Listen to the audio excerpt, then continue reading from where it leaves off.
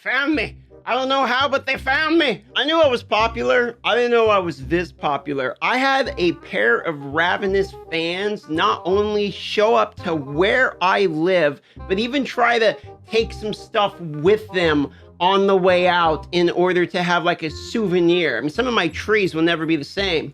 Luckily, I managed to actually record this incident because I knew you guys would not believe it. So here you go.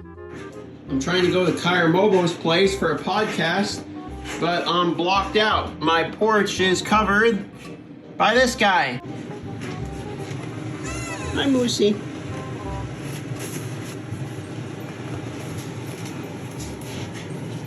It's okay. It's not a big deal.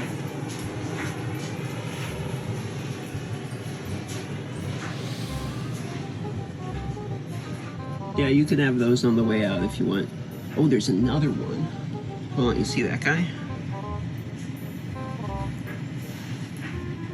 Oh, that guy is in stealth mode. That's the ghillie suit variant. Ravenous fans like these ones normally travel in packs, and I was looking for Mama Fan because those were two babies, but they got all the way onto my porch and kind of stopped me from going to a podcast I was going to record over at Kyra Mobo's place. So I just wanted to throw this out there. Be careful when you get super famous like me.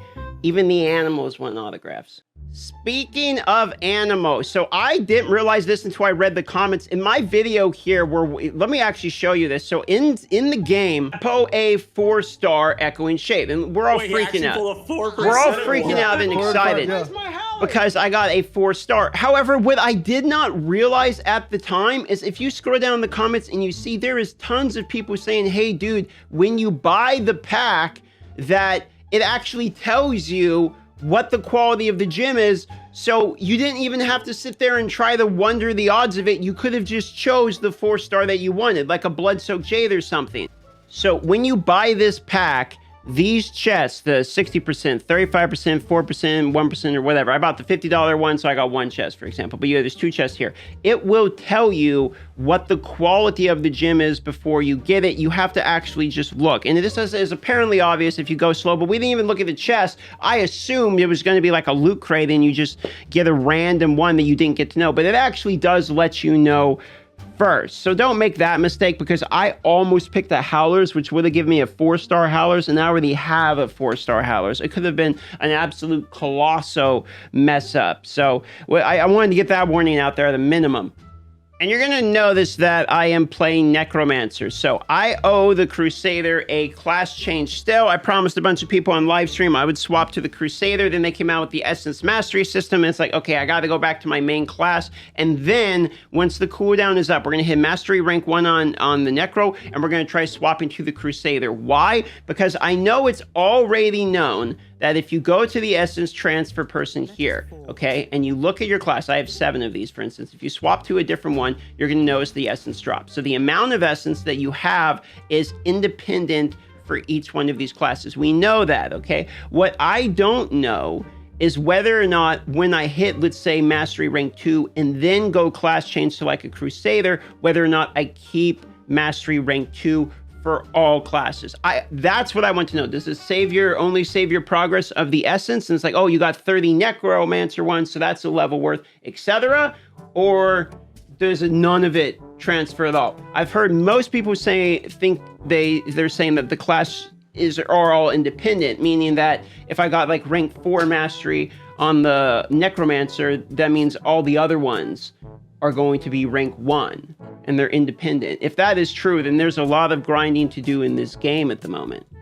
I also realized one other thing. If you're a returning player or potentially a new player, or somebody who's just watching this and kind of quit the game and you're thinking about coming back, the game itself is currently in a position where it's probably the best time possible to come back. And the reason I'm saying that is we just got this new Essence Mastery system and we all have to refarm the same legendaries. So this is kind of like an equal playing field on that. So if you come back in, you're going to have to farm all these legendaries literally anyway. The other part is there's an argument to be made that newer players and returning players are going to max out their mastery the fastest because you get a bonus drop rate to legendaries and set gear. So while you're coming back with the newly acquired 800% experience buff that now you can level way, way ridiculously fast, on top of it, this mastery essence you're going to be filling out quicker than the veteran players. So there's an argument to be made. It's the best time in the game, and there is not just the drop rate buffs, but there's a pretty significant amount of returning player bonuses. I heard there's a returning player event or gifts as well. I'm not sure of the validity on that. I play too regularly for me to get that myself.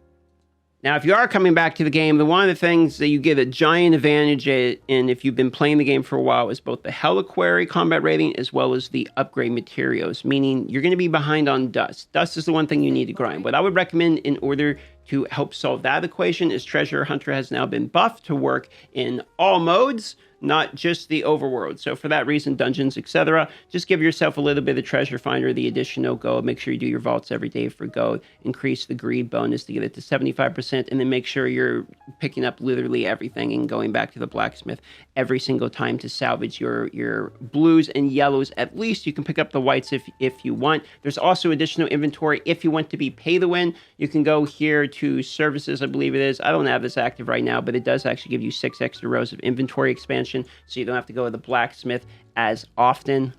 I'm just going to throw this out there because I'm mentioning about new and returning players. I'm going to give my Recruit a Friend link, and I'm going to post it. If you guys have any interest in doing this, I would actually like to get this fellowship frame. I haven't plugged this thing at all, but that would be pretty cool. So 3 people would get it done.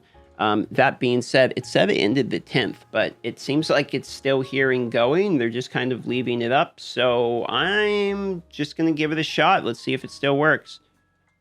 By the way, yesterday we gained the most subs that we've gained basically since the launch of the game. It was very simple. I just went out there and said, hey, look, sponsors pay me more if I get more subs. If you've been watching me pretty much daily and you subscribe, you're directly, financially benefiting me. And apparently, like, the transparency of that people liked or something, because we gained like 185 subs, pretty much just like that. Here's the thing. I want the 100,000 subscriber mark more than anything I've ever wanted, like, as far as my professional goals go. That's the goal. So when people subscribe, I care about that more than, like, you watching through the ads. I care about that more than, like, you guys, donating or watching the live streams or anything. Like, I really, really appreciate the subscribers is what I'm saying, because I want that plaque, and it's just like a personal thing. Like, it's just my motivation. It's part of the reason I do YouTube is I just want to have it and put it on the wall and be like, I did it.